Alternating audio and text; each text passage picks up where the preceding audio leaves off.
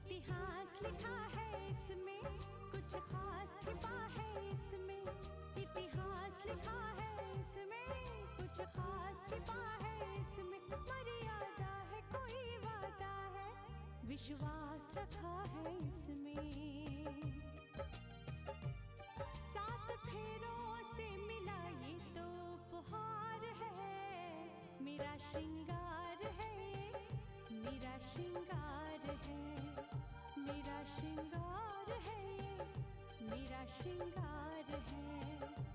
मंगलसूत्र, मंगलसूत्र, मंगलसूत्र, मंगलसूत्र,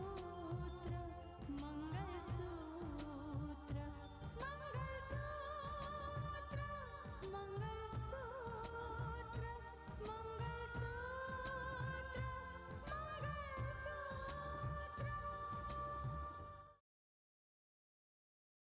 उन लोगों के साथ ना तो अब कोई हमारा रिश्ता है और ना ही कभी होगा। मेरे घर के लोग जिन्हें मैंने अपना माना, वो सारे लोग आज मुझसे नफरत करते हैं। आज जज साहब अदालत में मेरे बेटे के केस का फैसला करने वाले हैं और ठीक उसी के मुताबिक मैं उनकी बेटी की तकदीर का फैसला करूंगा। उन्हें जवाब देने का सिर्फ एक ही तरीका था कि तेरी दूसरी शादी कर दी जाए। बेटा, तेरे पापा ने तो वही किया। हाँ बुआ जी, सब खुश थे और पापा की जिद की वजह से मैंने दूसरी शादी भी कर ली। लेकिन बुआ जी, किसी ने ये नहीं सोचा कि दूसरी शादी के बाद मैं कितनी खुश थी। मेरी मुसीबतों का सिलसिला तो वहां पे भी जारी था, थमा नहीं था।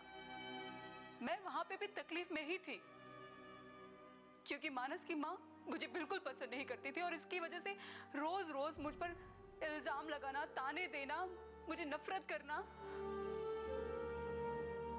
लेकिन मैंने वो सब कुछ बर्दाश्त किया क्योंकि मेरी मजबूरी थी। मैंने उफ तक नहीं की और इस सिलसिले में मैंने एक बार मानस के पापा से बात की। देखो बहू, सुजाता की बातें तुम्हें बर्दाश्त करनी पड़ेंगी। इस सच्चाई से मुंह नहीं मोड़ सकते हम कि तुम एक विधवा थी जिसे हमने अपनाया। मानस ने तुम्हें अपनी पत्नी कबूल किया। अब ये जरूरी नहीं है कि सुजाता की सोच भी बिल्कुल वैसी हो जैसी मेरी और मानस की है। पापा जी, मुझे आपकी बात समझ में आती है, लेकिन मुझे ये बात समझ में नहीं आती कि माँ जी को मुझसे क्या दुश्मनी है। मैंने क्या बिगाड़ा है उनका? पता नहीं, हर बार ताने देती है, मुझे क्या कुछ कहती है। अब मुझसे बर्दाश्त नहीं होता है। बर्दाश्त तो करना ही पड़ेगा। देखो, सुजाता की ख्वाहिश थी कि वो अपनी पसंद की बहू लेकर आए, जो नहीं लेकर आ पाई, इसलिए उससे बर्दाश्त नहीं हो रहा है। अब ये तुम्हारी कोशिश होनी चाहिए कि तुम सुजाता का दिल जीतो। मैं कोशिश करती हूँ पापा जी, पूरी पूरी कोशिश करती हूँ, लेकिन पता नहीं क्यों मैं कुछ चर्चा करने जाती हूँ, उनके लिए बुरा हो जाता है। समझ में नहीं आता है कि क्या करूं। घर में सब लोग कहते हैं कि पिछली सारी बातें भूलकर नए सिरे से जिंदगी जीने की शुरुआत करो, लेकिन कैसे करूं? माँ जी मौका ही नहीं देती है, हर बात पे ताने कसती है, हर बात पर इल्जाम लगाती है। वो कहते हैं कि जब से मैंने इस घर में कदम रखे हैं, इस घर में। आप बताइए पापा जी, ये जो सारी परेशानियां आई, मुसीबतें आई, वो मेरी वजह से आई है क्या? मैं ये सब कुछ नहीं सुनना चाहता। उसकी बातें सच्ची हैं या झूठी, मैं इन मामलों में नहीं पढ़ना चाहता। बस।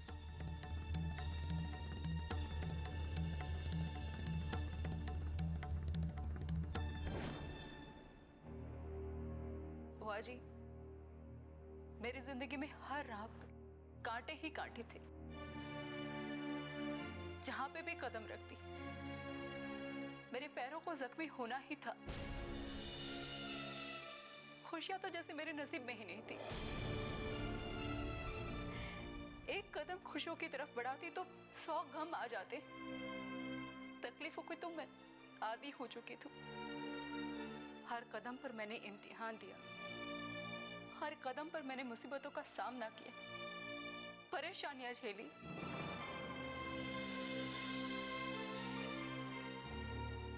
मेरी ये गलती थी कि मैं कलेक्टर होते हुए भी अपने रिश्तों को निभाना चाहती थी, अपने फर्ज को निभाना चाहती थी, ताकि कल को कोई ये ना कह दे कि देखो कलेक्टर बन गई तो अपने रिश्तों को नहीं निभाना जानती है। उसने अपना फर्ज छोड़ दिया। मैंने हर एक इंसान को खुश करने की, अपना फर्ज निभाने की पूरी कोशिश की, लेकिन बदले में मुझे क्या मिला? बेटा, एक औरत अगर चाहे तो क्या कुछ नहीं कर सकती, लेकिन उसे हमेशा जिम्मेदारियों का एहसास दिलाया जाता है कि वो एक बेटी है, एक पत्नी है, एक बहू है, एक माँ है, और इन्हीं जिम्मेदारियों की वजह से वो दबकी रह जाती है।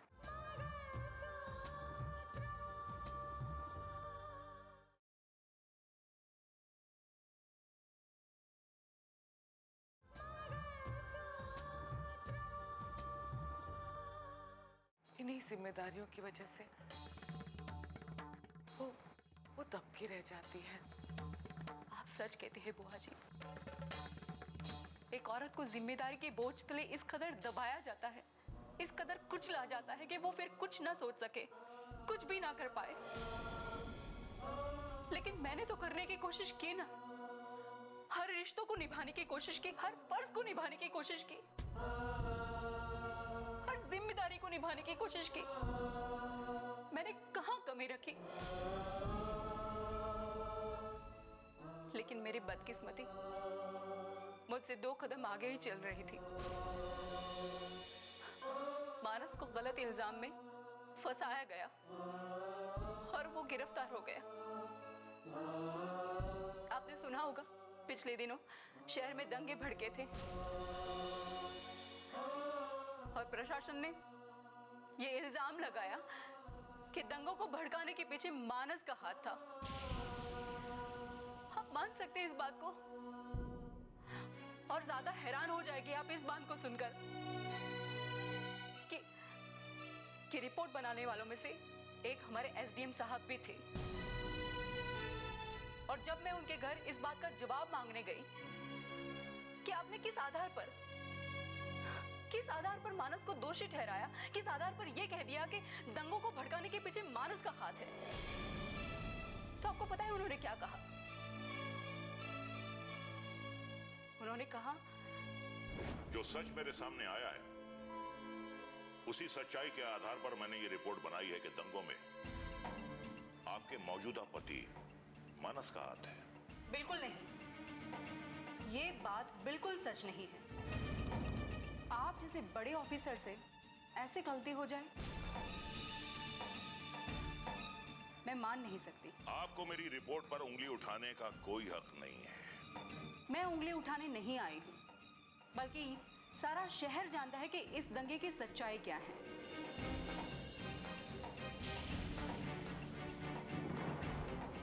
और मैं मान नहीं सकती, यकीन नहीं होता है कि आपने ये रिपोर्ट बनाई है। मुझे भी आपके पिता आदित्य प्रताप से ये उम्मीद नहीं थी कि वो मेरे बेटे के खिलाफ फांसी की सजा सुनाएंगे।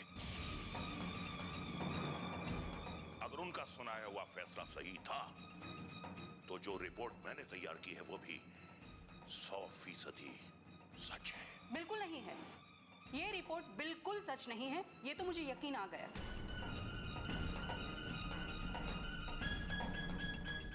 और एक बात भी मुझे अच्छी तरह से समझ में आ गई कि आपने ये झूठी रिपोर्ट जानबूझकर बनाई है ताकि आप राकेश का बदला ले सको, है ना? मेरे बदले की बात तो तुम भूल जाओ। अगर समझना ही चाहती हो ना तो सबसे पहले खुद अपने आप को समझो। असर तुम्हारे अशुभ कदमों का है कि जहां जहां तुम्हारे कदम पड़े वो घर तबाही की कगार पर पहुंच गया। जिस घर की अब तुम बहू हो, अब उसका हाल तो तुम देख ही रही हो ना। जो हाल मेरे बेटे राकेश का हुआ, वैसा ही अजरब मानस का हो रहा है।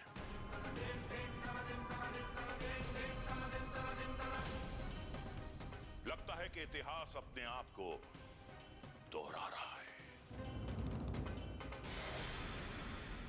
और ऐसा इसलिए कि शायद तुम्हारी तकदीर ही ऐसी है। मुझे बहुत साफ दिखाई दे रहा है कि मानस को फांसी के तख्ते पर लटकाया जा रहा है, और इसमें कोई हैरानी की बात नहीं है, क्योंकि तुम्हारे शुभ कदम ही ऐसे हैं। इसलिए किसी और को दोषी ठहराने के बजाय खुद को दोषी ठहराओ, खुद को। जब जिसको मौका मिला सबने मुझे ठोकर मारी, सबने मुझे अपमानित किया, ताने दिए। अब जब पीछे मुड़कर देखती हूँ ना, तो लगता है कि किसी ने भी मुझे समझने की कोशिश नहीं की। ऐसा कोई नहीं है जिसने मुझे समझा हो।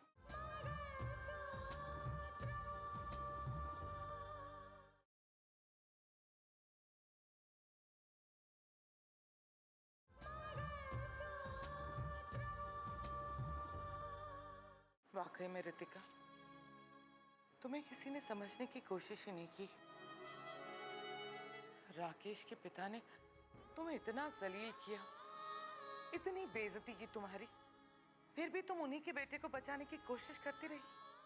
हाँ बुआ जी, क्योंकि मैंने संकल्प लिया था कि जब तक मैं राकेश को बेगुनाह साबित नहीं कर लेती, तब तक मैं चैन से नहीं बैठूंगी।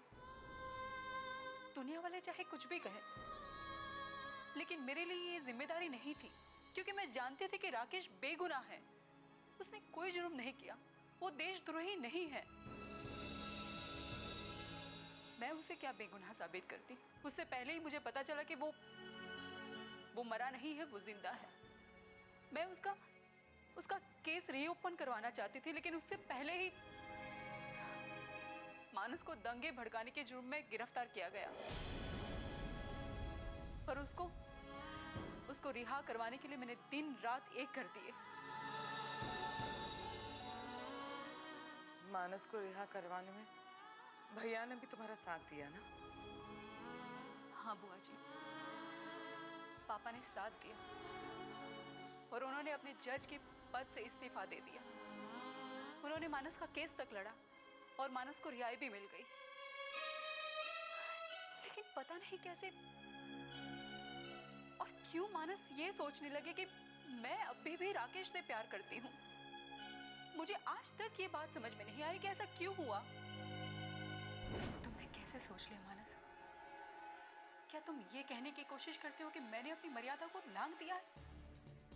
कैसे सोच लिया तुमने? रितिका, मैं तुम पे उंगली नहीं उठा रहा हूँ। देखो, मैं जानता हूँ कि जो प्यार, जो सम्मान तुम्हें राकेश के घर में मिला, वो शायद यहाँ नहीं मिला। इसीलिए शायद तुम न राकेश को भूल पाई हो, ना उसके घर को, ना उसके घर वालों को। लेकिन मानस, इसमें मेरा क्या कसूर?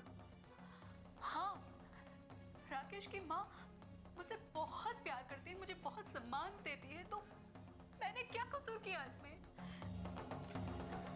मैं इसे भगवान की मर्जी मानता हूँ रितिका। इसीलिए शायद उसने राकेश को वापस भेज दिया। देखो, एक बात है जो आज मैं साफ कर देना चाहता हूँ। क्या? रितिका, मैं जानता हूँ कि तुम्हारे दिल में, तुम्हारे जज्बातों में राकेश फंसा हुआ है।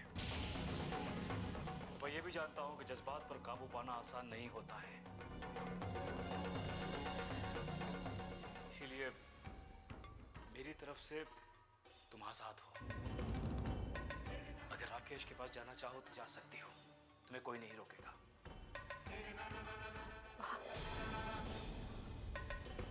बहुत खूब। ऐसे ही बोलती। ये भी नहीं सोचा कि मेरे दिल पर क्या गुजरेगी, मुझे कितनी तकलीफ होगी।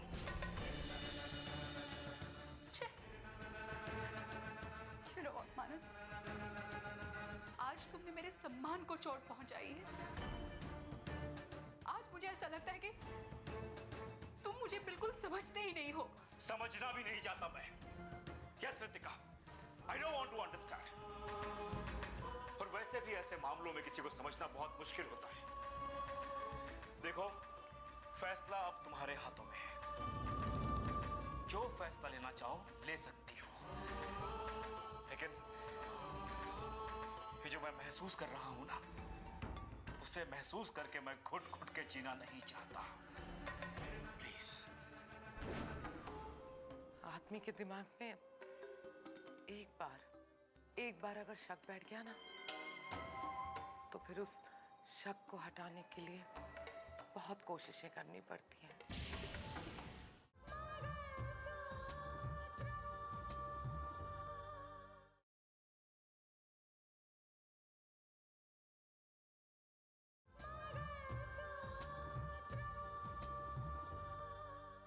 शक को हटाने के लिए बहुत कोशिशें करनी पड़ती हैं। आप ठीक कहती हैं, और मैंने मानस से बात भी की थी। लेकिन बुआ जी, ऐसा क्यों होता है? आज के समाज में भी औरत को अपनी सच्चाई साबित करने के लिए हर बार अग्नि परीक्षा क्यों देनी पड़ती है? क्यों? अपनी सच्चाई साबित करने के लिए उसके पास और कोई उपाय नहीं है? हर बार समाज उससे अग्नि परीक्षा ही क्यों लेता है? मैंने भी कोशिश की थी, मैंने भी अग्नि परीक्षा दी, मानस को समझाने के लिए, उसे मनाने के लिए। मैंने भगवान के सामने ले जाकर भगवान की कसम खाई कि मानस, मैंने तुम्हारे सिवा किसी और के बारे में सोचा तक नहीं। फिर भी मानस ने तुम्हारी बात पर यकीन नहीं किया। नहीं बुआ जी, मानस के दिमाग में उस वक्त इस कदर शक भरा हुआ था कि मैं कुछ भी कहती, कुछ भी समझाती, वो बिल्कुल नहीं समझते। और फिर एक पत्नी के लिए इससे बड़ी शर्म की बात, इससे बड़ी दुख की बात क्या हो सकती है कि उसका पति उसके चरित्र पर लांछन लगाए, उसके पतिव्रता होने पर शक जाहिर करे। गलत बात है, मैं उसको बिल्कुल बर्दाश्त नहीं कर सकती थी।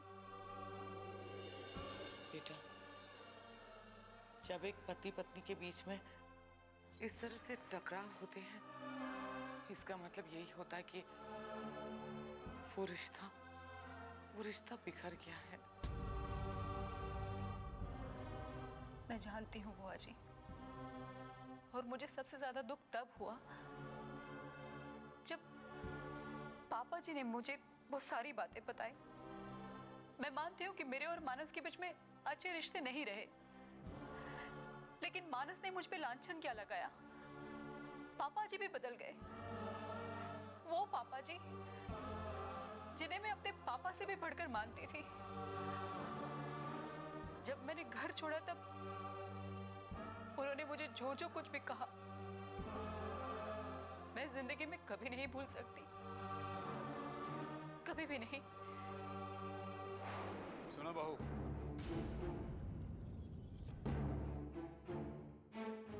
तुमने जाने का फैसला तो कर ही लिया है ना? ठीक है, मैं जानता था इसका अंजाम यही होगा। गलती किसी और की नहीं, शायद मेरी गलती।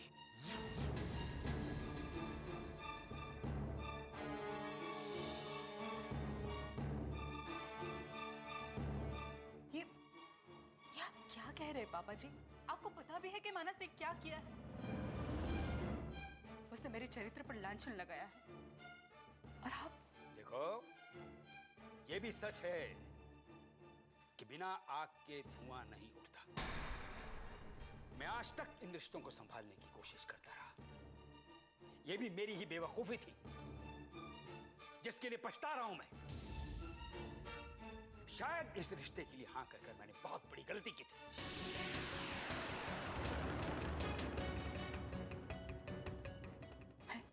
मैं सोच भी नहीं सकती कि ये सब कुछ आप कह रहे हैं।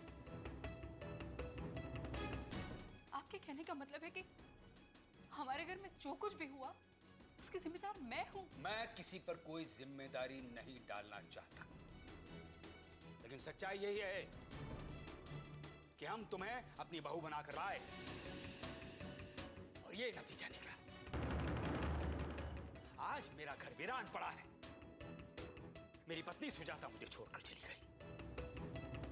हमारा चैनल बंद हो गया। मानस पर मुसीबतें आई, उस पर कत्ल का इल्जाम लगा, जेल जाना पड़ा उसे। हमारी किसी से कोई दुश्मनी नहीं थी, लेकिन हमें किस बात की सजा मिली? इस बात की सजा मिली कि हमने तुम्हें अपनी बहू बनाया। मुझे यकीन नहीं आता कि ये सब कुछ आप कह रहे हैं पापा जी। फिर कोई बात नहीं, कोई बात नहीं। अब तो मैं जा रही हूं ना इस घर से, और शायद अब मेरे जाने के बाद इस घर में खुशी आ जाएगी। ये घर फिर से महक उठेगा। हाँ। लगता तो कुछ ऐसे ही। शायद तुम्हारे जाने के बाद इस घर की खुशियां लौट आए। आज मुझे सुजाता की बातें याद आ रही हैं। वो कहा करती थी कि तुम्हें ये रिश्ता रास नहीं आएगा, लेकिन मैंने उसकी बात नहीं मानी। आज लगता है कि वो बिल्कुल सही कहती थी। तुम्हारे कदम इस घर में पड़े और हम तबाही की ओर बढ़ गए, बर्बाद हो गए हम लोग। अब तुम ये घर छोड़कर जा रही हो ना, जा सकते